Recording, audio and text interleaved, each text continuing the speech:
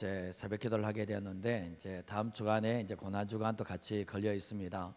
근데 예수님께서 십자가에 죽으시기 전에 가장 중요한 말씀이 바로 요한복음에 담겨져 있는데, 이 말씀을 통해서 다시 한번 십자가 앞에서 예수님의 마음을 한번 받아보시고 우리가 끝까지 주님을 사랑하면서 주님의 길을 잘 따라갈 수 있는 하나님의 사람 됐으면 합니다. 어제 이제 교육자들과 함께 이제 수영로교회 좀 다녀왔어요. 아침에 이렇게 수영로교회 같이 이제 좀 세미나가 있어서 들을 많이 해서 교육자 전체가 좀 다녀오게 되었는데, 거기에서 이제 뭐 긴 시간은 아주 이제 점심 먹고 이렇게 다시 돌아왔지만, 우리 인생길을 걸어갈 때 이제 세 가지 훈련에 대해서 이제 디모데후서에서 말씀을 하는데, 병사 훈련, 경주자 훈련, 그다음에 농부 훈련, 이 세 가지가 나오거든요. 이 병사라는 것은 부르신 자를 기쁘게 한다. 예수 믿는 사람들은 부르신 자가 누굽니까?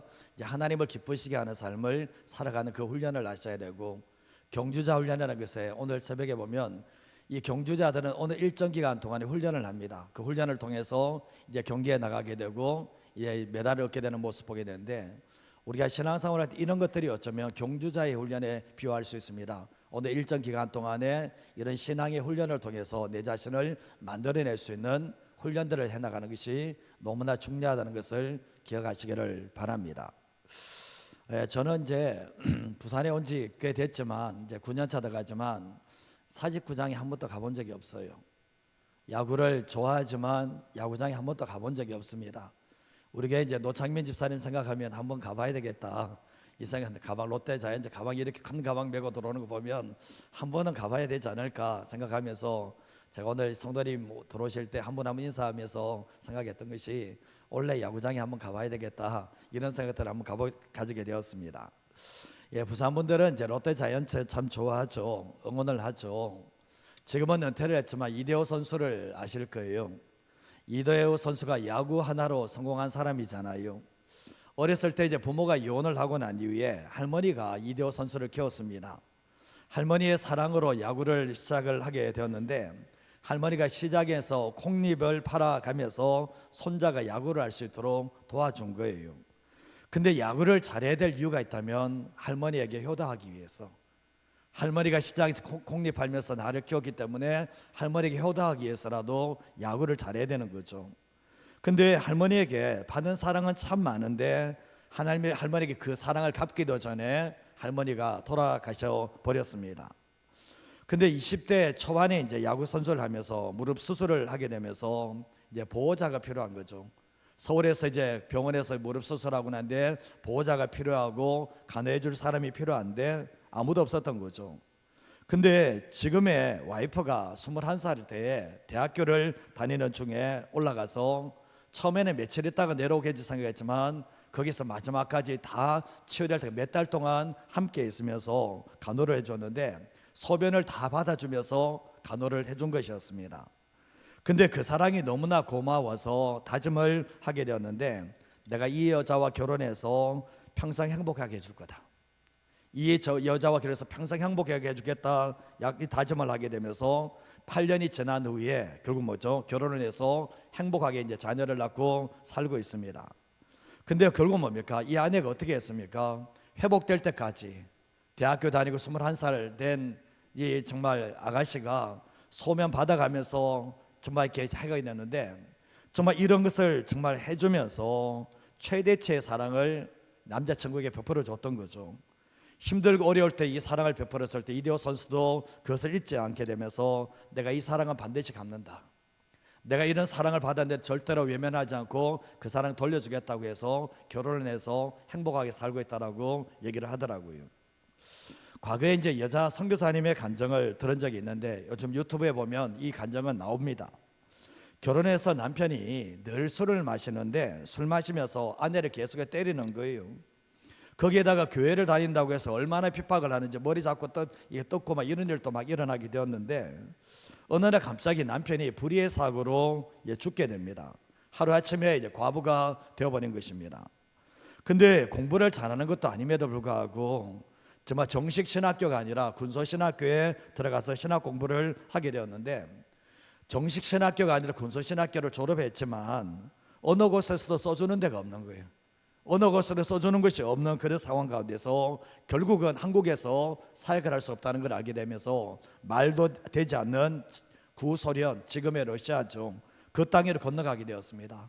말 한마디 배운 적이 없습니다. 거기 가서 언어도 배워가면서 영혼들을 사랑으로 섬기게 되었는데, 예수님의 사랑으로 그곳에 죽어가는 영혼들을 복음으로 살려내고 사랑으로 살려내는 그 사역들을 감당하게 되었습니다. 한 목사님께서 그곳에 집회를 가서 이제 마지막에 다 끝나고 난 뒤에 이 여자 선교사님께 질문을 했습니다. 어떻게 여자의 몸으로, 홀몸으로 여기 와서 이런 사역을 할 수가 있는 겁니까? 질문하게 되었습니다. 당연히 목사님께서는 사명 때문에 했습니다, 이렇게 나올 줄 알았던 거죠. 사명 때문에 내가 했습니다, 이렇게 할 줄 알았는데, 이 여자 선교사님이 의외의 대답이 나왔습니다. 그 대답이 주님이 어찌 나를 사랑하시는지, 주님이 어찌 나를 사랑하시는지, 이 딱 한마디를 한 거예요. 주님이 나를 얼마나 사랑하시는지. 결국은 이 목사님 딱 듣는 순간에 이 여자 선교사는 사명 때문에, 맡겨진 사명 때문에 한 게 아니라, 여기 건너온 게 아니라 주님이 나를 얼마나 사랑하시는지, 주님의 사랑에 이끌려서 러시아 땅에 건너와서 결국은 사역을 감당했다는 것을 알게 되었던 거죠. 이 여자 전사님은, 사역 선교사님은 주님께 받은 사랑이 너무나 크기에 어떻게든지 영혼을 살려내야 되는데 한국에서는 부르는 곳이 없으니까 러시아 땅에 가서 영혼 살리는 사역들을 감당하게 되는데, 정말 러시아에 있는 거기에 함께 했던 그 러시아 사람들이 저 선교사님은 똥도 아름답다는 거예요. 그 정도로 인정을 받는 일들이 일어나게 되었습니다. 결국 뭡니까? 다른 이유가 없었습니다. 주님께서 내게 주신 사랑이 너무나 크기 때문에 그 사랑을 다시 돌려드리기 위해서 결국은 러시아의 땅에 가서 영혼들을 섬기는 그 사역을 하게 되었던 거죠. 우리가 동일하게 예수님을 믿었습니다. 동일하게 예수님을 구원자로 주인으로 인정하게 되었는데, 어떤 사람들은 예수님의 폭포수와 같은 그 사랑을 경험한 사람들이 있어요. 주체할 수 없는 눈물로 주님을 사랑하고 그 사랑이 내 안에 너무나 감격스러워서 주님의 길을 따라가는 사람들이 있는가 하면, 어떤 사람들은 예수님을 믿는다고 하면서 불구하고 그 사랑을 경험해 본 적이 없는 사람이 있어요. 사람의 사랑은 모르겠지만 정말 십자가의 그 사랑이 얼마나 큰지를 경험하고 그 십자가의 사랑이 내 죄를 씻어내고 정말 아무것도 아닌 존재를 사랑해 주신 그 사랑에 보답하며 감격하며 살아가는 사람들이 있다는 것을 보게 되고, 그렇지 못한 사람들도 있다는 것을 보게 되는 거죠. 예수님은 똑같은 분인데 왜 어떤 사람들은 폭포수 같은 그 하나님의 사랑을 경험을 하고 있는 것이고, 예수님은 똑같은 분인데 왜 어떤 사람들은 그런 사랑을 경험하지 못하고 신앙생활을 하고 있는지를 생각해 보면, 우리가 예수님을 만난 사람들이 예수님의 사랑이 내 안에 얼마나 채워져 있는가가 우리의 인생을 결정한다는 것을 기억하셔야 되는 거예요. 요한복음 13장 1절 말씀해 보면, 유월전에 예수님께서 자기가 세상을 떠나 아버지께로 돌아가실 때가 이런 줄 아시고, 자기가 죽어야 될 때를 아시고, 자기가 유월절 어린 양이 되셔야 된다는 것을 아시고 세상에 있는 자기 사람들을 사랑하시되 끝까지 사랑했다.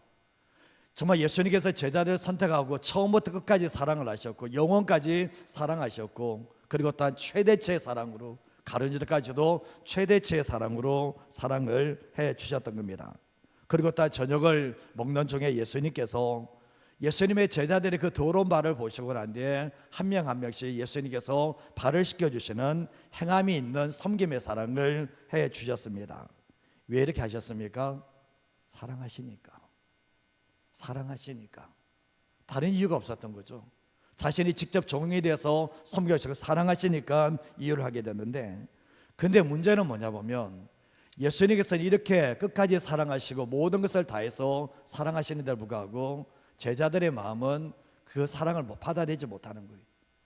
예수님께서는 사랑을 계속해서 부어주시는데 그릇을 거꾸로 덮어버리면 아무리 물을 부어도 물이 하나도 담기지 않은 것처럼 제자들에게는 그 사랑이 담겨지지 않았다는 것을 우리가 말씀을 통해서 보게 되죠. 가룟유다에게도 예수님께서 끝까지 사랑하셨지만 가룟유다는 그 사랑이 그 안에서 부담으로 여겨지고 다른 목적을 가지고 있었기 때문에 예수님의 사랑 앞에서 굴복되지 않는 그러한 일들이 일어나게 되었고, 끝끝내 자신의 유익을 위해서 예수님을 팔아넘기는 그런 장본인이 되었습니다. 나중에서야 예수님이 자에게 얼마나 사랑을 깨달았는지 주셨는지, 내가 무슨 짓을 했는지 지금 후회했을 때는 이미 늦었다는 것을 알게 되죠. 근데 다른 제자들은 또 다르었을까?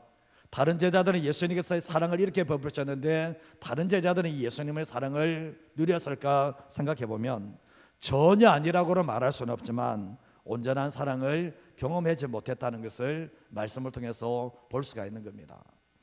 자, 첫 번째로 예수님께 뭔가 같이 읽어보겠습니다. 예수님이 넘치는 사랑을 주셨기에 우리 또한 예수님을 뜨겁게 사랑해야 합니다. 이 자리에 기도를 오실 때 주님께 마음을 드리는 사람은 주님의 마음을 받을 거예요. 주님께 마음을 드리는 사람은 주님의 마음이 내게 올 거예요. 그러나 주님께 머리로 계산하고 거래하는 사람들은 주님의 마음을 받지는 못해요. 그렇기 때문에 뭡니까? 돌아가실 때에 내가 기도는 참 많이 했다고 느낄지 모르지만 그분의 마음은 내 안에 없어요. 기도를 하는 목적이 뭡니까? 기도를 하는 목적은 그분의 마음을 받기 위해서예요. 내가 기도 제목을 낼 때도 그 내 제목을 통해서 그분의 마음을 받기 위해서 기도를 하는 것이지, 우리는 자꾸 주님과 거래를 하기 위해서 기도를 하면 상당히 위험해진다는 것을 알게 되죠. 사랑은 감성적인 거잖아요. 사랑은 머리로 이해하는 게 지성이 아니잖아요.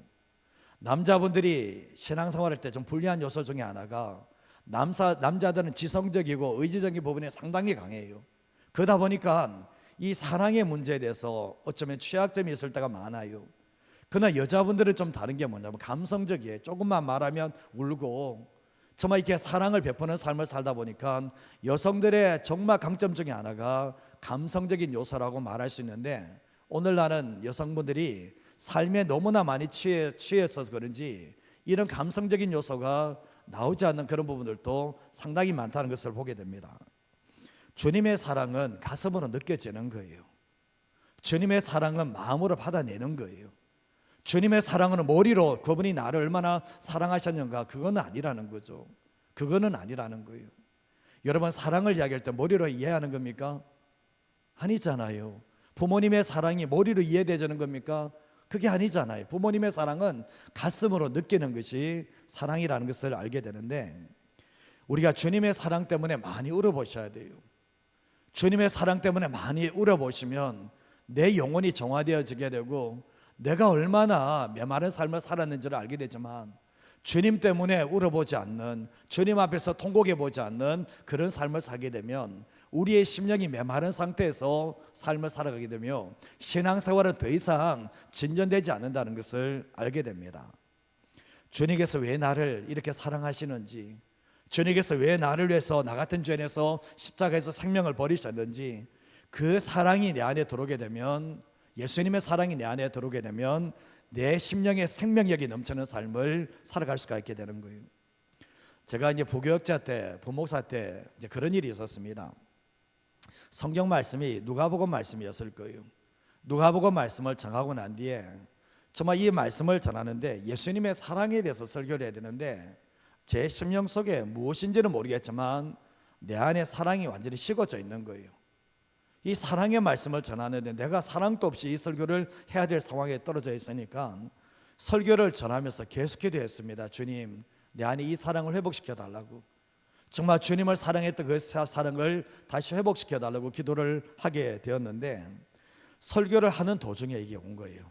기도하는 가운데 왔으면 얼마나 좋겠습니까? 근데 설교를 하는 가운데서 이 본문을 보는 순간에 눈물이 쏟아지는 거예요.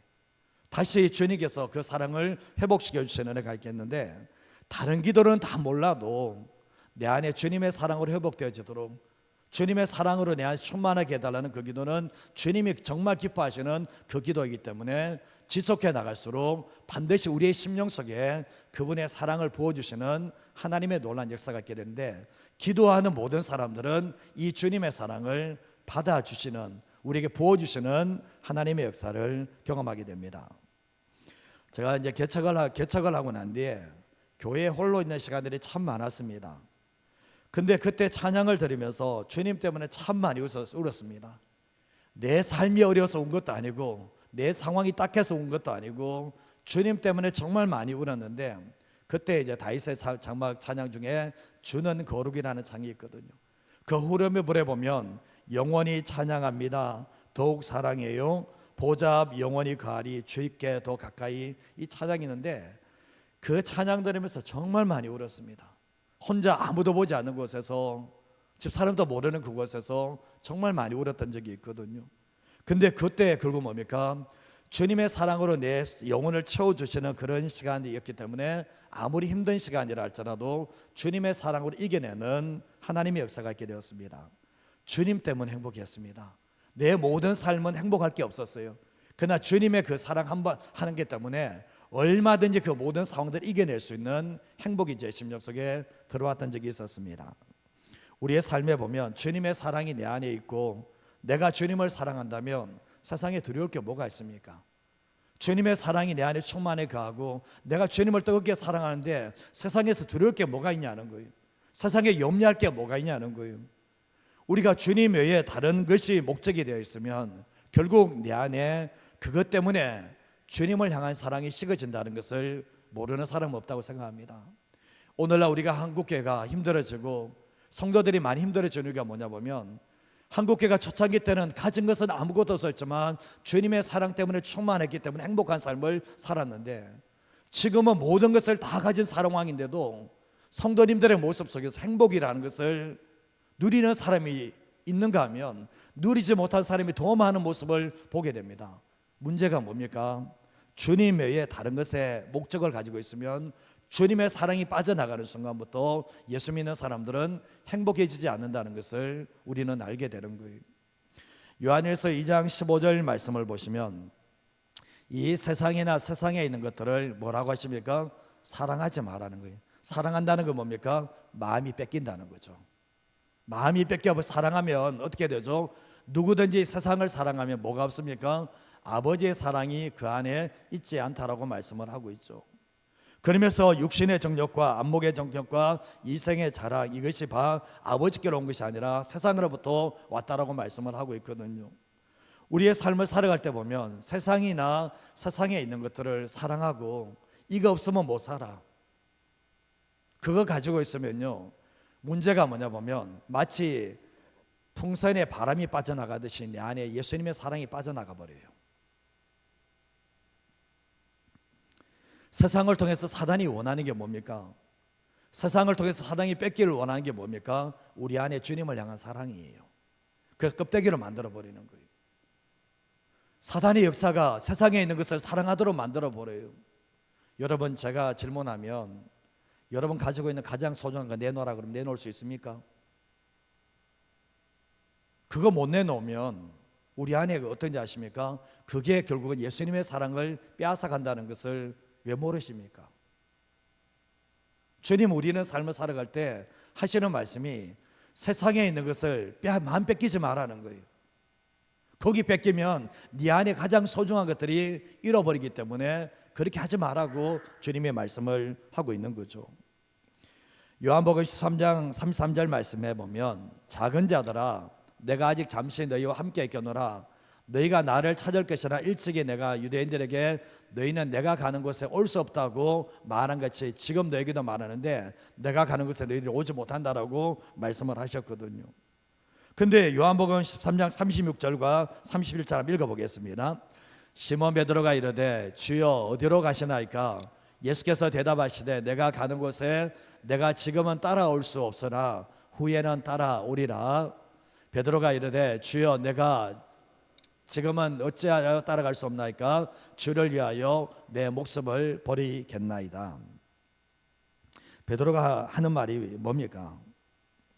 베드로가 질문하고 예수님이 대답을 하시는데 너 지금 따라오겠다고? 지금 못 따라온다라고요. 그러나 후에는 따라오게 될 거라고 대답할 때 베드로가 지금은 어찌하여 내가 따라갈 수 없습니까? 주를 위해서 내가 목숨을 버리겠습니다, 이 얘기를 했거든요. 그때 38절 말씀에 예수님이 이런 말씀을 하시는데 한번 읽어보겠습니다. 예수께서 대답하시되 내가 나를 위하여 내 목숨을 버리겠느냐? 내가 진실로 진실로 내게 이르노니 닭 울기 전에 내가 3번 나를 부인하리라. 베드로에게 필요한 게 뭡니까? 내 목숨 버려서 목숨을 버린다 할지라도 주님을 따르겠다. 그러니까 예수님이 딱 하시는 말씀이, 네가 나를 위해서 목숨을 버린다고? 너 좀 지나면 닭 울기 전에 3번 나를 부인해. 정신 차려. 너 나 따라와서 목숨 버린다고? 거짓말하지 마. 그 말인 거죠. 사실은 너가 나를 따르겠다는 신념, 정말 너 과도한 자신감, 나 못 따라와. 주님 말씀을 하시잖아요. 문제는 뭡니까? 베드로가 지금 말하는 게 거짓말입니까? 거짓말 아니에요. 근데 왜 예수님은 못 따라온다라고 말씀하시고 도리어 너가 3번 나를 부인하게 될 거라고 주님의 말씀하시나 되돌아보면 주님의 사랑이 없는 거예요. 주님의 사랑이 넘쳤다면 예수님 내가 주님에서 목숨 버리겠습니다 얘기하면 따라오라고 하시겠죠. 그러나 이 베드로는 뭡니까? 내가 주님에서 목숨을 버린다고 말은 했지만 주님을 향한 사랑이 없는데요. 사랑이 없는데 어떻게 따라간다는 거예요?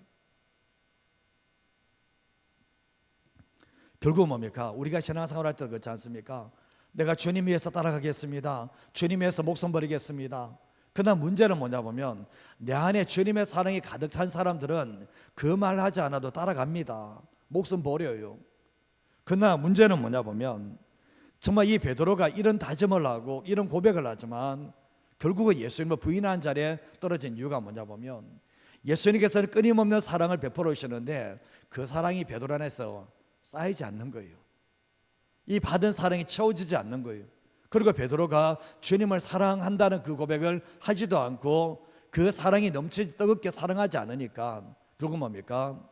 주님을 따라가지 못하는 일들이 있게 되었던 거죠. 근데 베드로가 성령 받고는 좀 달라진 게 뭐냐 보면 이제 주님을 따라가는 삶을 살게 되잖아요. 우리의 삶을 살아갈 때도 마찬가지입니다.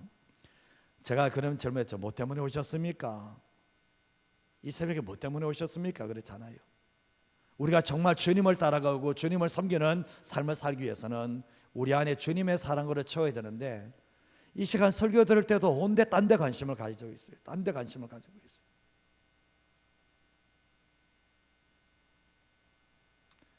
우리는 삶을 살아갈 때 주님을 따라가는 사람들인데 우리가 보면 신앙생활의 첫 번째 목적이 뭡니까?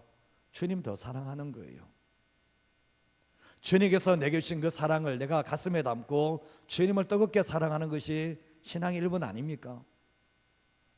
이거 아니면 우리의 신앙은 다 부도수표입니다. 더 이상 신앙은 달라지지 않아요. 그래서 오늘 이 말씀도 주님이 하시는 말씀이 뭡니까? 내가 끝까지 너를 사랑했다면 너희들 또한 나를 뜨겁게 사랑해 주기를 원한다. 베드로에게도 가룟 유다에게도 다른 제자들에게 주님이 원한 게 뭐냐 보면 사랑을 원하셨다는 것을 알게 되는 거예요. 우리의 삶을 살아갈 때도 이 그 고난 주간이 다음 주간 시작할 때도 주님께서 주신 그 받은 사랑이, 주님께서 주신 그 넘치는 사랑이 얼마나 큰지를 알고 내가 예수님을 더 뜨겁게 사랑으로 나아갈 수 있는 그러한 주간이 되기를 주님의 이름으로 축복합니다. 두 번째로 하시는 게 뭔가 한번 읽어보겠습니다. 그리스도인의 사랑은 주님을 사랑하는 데서 흘러가야 합니다. 그리스도인의 사랑은 자기 사랑이 흘러가면 안 돼요. 자기 사랑이 흘러가는 게 아니라 주님께 받은 사랑이 흘러가야 된다는 거예요. 그럴 때 그 사랑이 온전한 사랑이 될 수 있는데 우리가 사랑의 온전한 책 아시죠? 손양원 목사님 아시죠? 여수의 애양원이 있는데 이 좌익 사상에 물든 이제 안재선에 의해서 이제 두 아들이 총살을 당했습니다. 근데 두 아들을 죽인 안재선을 양자로 삼기로 결정하고 양자로 삼게 되잖아요. 근데 앞길이 창창했던 두 오빠를 잃은 이 동생이 그런 아버지의 마음을 이해할 수가 없는 거예요. 용납할 수도 없었죠. 근데 이 안재선의 아들이자 손양원 목사님의 양손자가 되겠죠. 이 안경선이란 이 손자가 있었는데 이제 두 아들을 손양원 목사님 두 아들을 죽인 그분이 자기 아버지잖아요. 근데 이제 아버지가 마지막에 이제 죽는 그 장례식장에서 안용윤 목사님이 사랑의 원자탄이라는 책을 읽으라고 주게 됩니다. 근데 그 책을 읽으면서 아버지가 어떤 짓을 했는지 아버지가 어떤 사람인지를 거기서 발견을 하게 된 거예요. 근데 아버지가 죽음 직전에 신학교로 가라고 하는 거예요. 자꾸 신학교로 가라고. 근데 신학교로 가라고 이유를 몰랐는데 그 책을 읽으면서 자기 아버지가 할아버지의 두 아들을 죽였고 양자로 삼았다는 것을 알게 되면서 십자가의 사랑이 아니고서는 흉내낼 수 없는 특별한 사랑인 것을 알게 되면서 신학교로 가서 목회를 했다는 얘기가 있습니다. 지난 수요일 날 제가 인터넷에서 봤던 기사인데요, 이 탤런트 정혜리 씨의 기사입니다. 이 사람은 기독교인이죠. 뭐 오늘 이렇게 보면 CGN TV에도 많이 나오시죠. 근데 이분이 이제 10년 동안, 기사에 보면 10년 동안 매달 1,000만 원씩 이상을 기부를 한 거예요. 얼마요? 10년 동안 1,000만 원 이상씩을 기부를 하게 되었는데 1989년도에 우연히 방문한 영화원에서 그 애들을 볼 때 딱 들어왔던 생각이 주님의 생각이죠. 나는 이 아이들의 가장이다. 너는 이 아이들의 가장이라는 거예요. 그러면서 그날 이후로 아동, 장애인, 노인, 그리고 제3세계에 있는 어린이까지 도움이 필요한 곳마다 손을 내밀었게 됐는데 10년 동안에 10년간 지금 더 됐죠. 10년 넘게 동안 매달 1,000만 원 이상씩을 기부해야 하는데 그땐 그 일이 많아서 그 일이 가능했다라고 얘기를 하지만 사실은 그거 아니잖아요. 근데 2016년도에 갑작스럽게 난소암 진단을 받게 되는데 항암 치료를 받으면서도 기부는 멈추지 않는 거예요. 계속 기부를 해나가는 거죠. 내가 힘들고 어려울 때도 여전히 사랑하고 섬기는 일을 멈추지 않았다라고 간증을 하는데 이분이 지은 수필집이 있습니다. 사람은 버리는 게 아니잖아요. 사람은 버리는 게 아니잖아요. 그 마음을 읽을 수 있는데 이 책의 프롤로그에 보면 사람을 보면 사랑이 보입니다. 사람을 보면 뭐가 보인다고요? 사랑이 보인다는 거예요. 참 이게 주님의 사랑을 얼마나 많이 받았으면, 주님의 은혜를 얼마나 많이 받았으면 사람을 보면 사랑이 보인다는 거예요.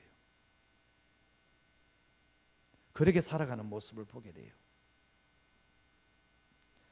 요한복음 13장 34절에 35절 말씀에 보면 주님이 새 계명을 너희에게 주노니 서로 사랑하라. 내가 너희를 사랑한 것 같이, 내가 너희를 사랑한 것 같이 너희도 서로 사랑하라. 너희가 서로 사랑하면 이로써 모든 사람이 너희가 내 제자인 줄 알게 될 거라고 말씀을 합니다. 끝까지 예수님이 제자들을 사랑하셨죠. 최대치의 사랑으로 사랑해 주셨죠. 마지막 순간까지 예수님께서 제자들의 발을 씻겨주셨죠. 허물을 씻어주셨죠. 그 주님께서 제자들에게 새 계명을 주겠다라고 말씀을 합니다. 옛 계명이 아니고 새 계명인데 사랑의 계명입니다. 서로 사랑해라. 서로 사랑해라. 근데 사랑의 기준이 있는데 내가 너희를 사랑한 것 같이, 34절 말씀에 보면 내가 너희를 사랑한 것 같이 너희도 서로 사랑하라고 말씀을 하고 있습니다. 그러면 세상이 35절 말씀에 보면 모든 사람이 너희가 내 제자인 줄 아는 조건이 뭔가? 사랑이라는 것을 우리에게 말씀하고 있는 거죠. 우리가 예수님의 제자들이 내가 너희를 얼마나 사랑했는지를 안다면, 그 사랑이 있다면 너희들도 서로 사랑할 수 있게 되지만 예수님께서 우리를 얼마나 사랑하셨는지를 알지 못하면 결국 서로 사랑할 수 없다라는 것을 우리가 알게 됩니다. 예수님의 제자가 되는 방법은 성경 지식에 있는 게 아닙니다. 예수님의 제자가 되는 방법은 능력에 있는 게 아닙니다. 예수님의 제자가 되는 방법은 결국은 사랑에 있다라는 것을 분명히 말씀을 하고 있는 거죠.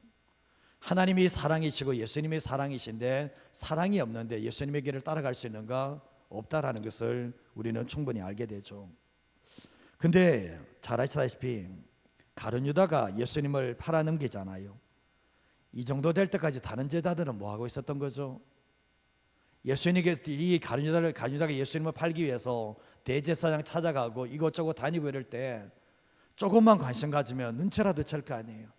쟤 무슨 짓 하고 있는 거야? 좀 눈치라도 채면서 막아냈을 거 아닙니까? 그러나 다른 제자들은 뭡니까? 서로 예수님과 함께 기록하면서 서로 어떤 이 되려고 하고 시기와 질투를 가지면서 어떻게 하면 내가 예수님과 함께 했으면 더 높은 자리에 올라가고자 하고 비교의식 속에 열등과 가지고 우월의식 가지고 이런 모습으로 살게 되었거든요. 그러다 보니까 자기 옆에서 자기 함께 있는 동료가 예수님 팔아 넘기는데 그 앞장서는데도 불구하고 뭐 하고 있는지 전혀 모르고 다른 제자들은 있었던 거죠. 조금만 관심 가지고 조금만 사랑했더라면 간유다가 이런 거 막아낼 수 있습니다. 사실은 막아낼 수 있어요. 근데 전혀 관심하지 않고 서로 사랑하지도 않고 서로 품어주지도 않으다 보니까 정말 말씀을 보면 지금 예수님께서 떡 한 조각을 주면서 네 하고 싶은 일 하라고 간유다에게 했을 때 그 얘기가 뭔지도 몰라요. 사실은 예수님께서 이 가운데서 나를 팔 자가 있을 것이다, 내가 이 떡 한 조각 주는 사람이 나를 팔 거다 그랬는데 그거 주는데도 불구하고 예수님의 제자들은 가룟 유다가 이 일을 한다는 것조차도 모르고 돈깨를 맡았으니까 뭔가 부탁하는 정도로 깨달았던 것이 바로 다른 예수님의 제자들의 모습이었다는 것을 알게 되는 거예요. 예수님과 함께 한 자리에 앉았습니다. 13명이 앉았지만 마음은 13개예요. 마음이 하나가 안 되잖아요. 마음이 13개의 사람이 앉아 있는 거예요.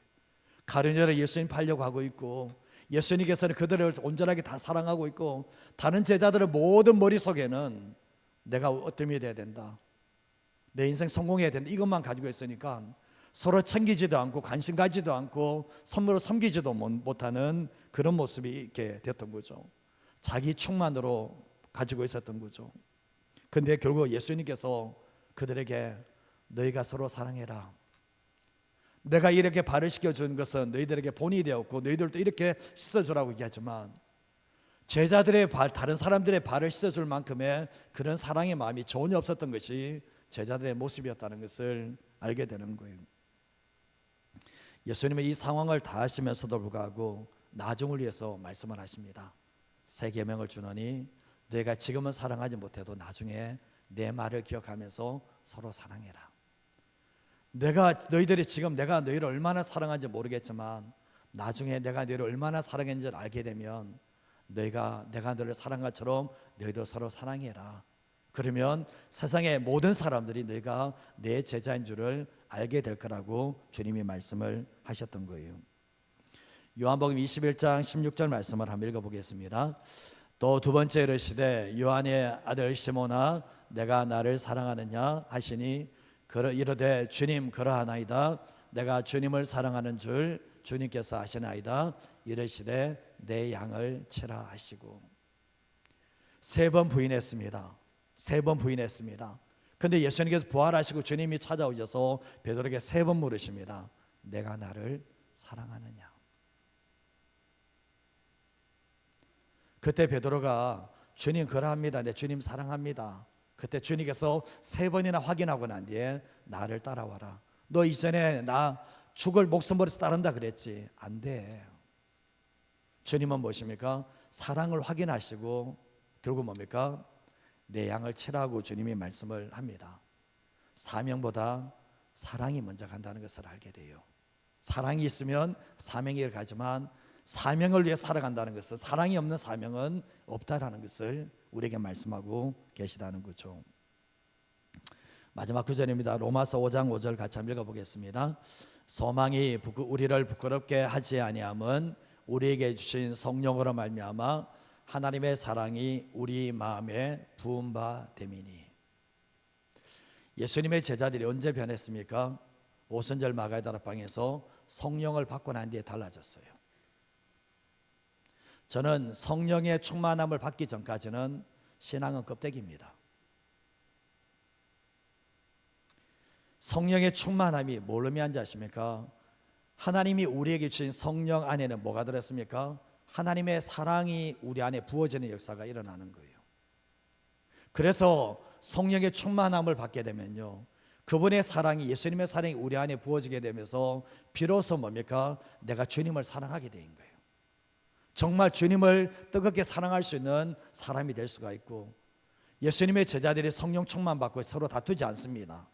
함께 하나님의 나라 위해서 헌신하고, 그리고 이 예수님의 제자들이 초대교회를 세울 때 사랑의 공동체를 세워내는 이런 모습을 보게 되는 거예요. 지금 우리 교회가 또 우리 성도들이 중요한 게 뭐라고 생각하십니까? 옆에 분 한번 보세요. 옆에 분 사랑하십니까? 보세요. 옆에 분. 저 보지 마시고.